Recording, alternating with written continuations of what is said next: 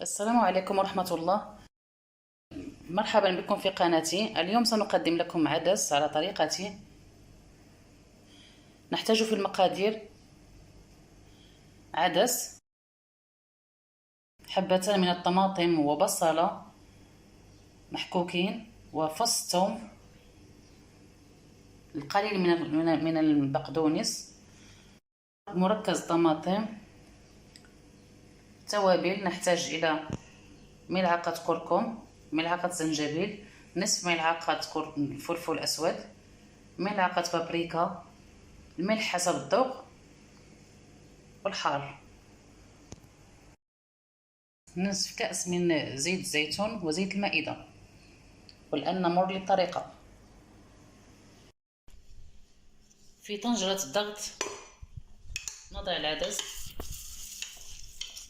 نضع جميع العناصر مرة واحدة.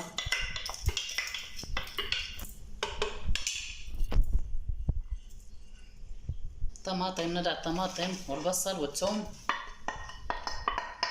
والبقدونس والتوابل، ملعقة صغيرة من الكركم، ملعقة صغيرة من الزنجبيل، نصف ملعقة من الفلفل الأسود، ملعقة صغيرة من بابريكا، ملح حسب الذوق، القليل من الحار، وملعقة من مركز الطماطم. نضع جميع العناصر والزيت.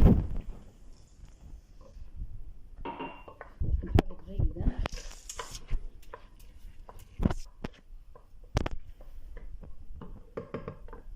ثم نضع الماء الكافي.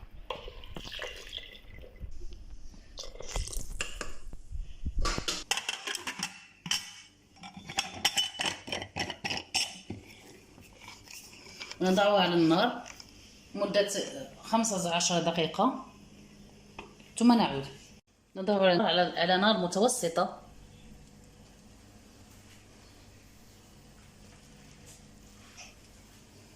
من 15 إلى 20 دقيقة.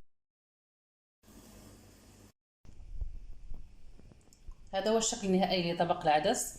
أتمنى أن يعجبكم.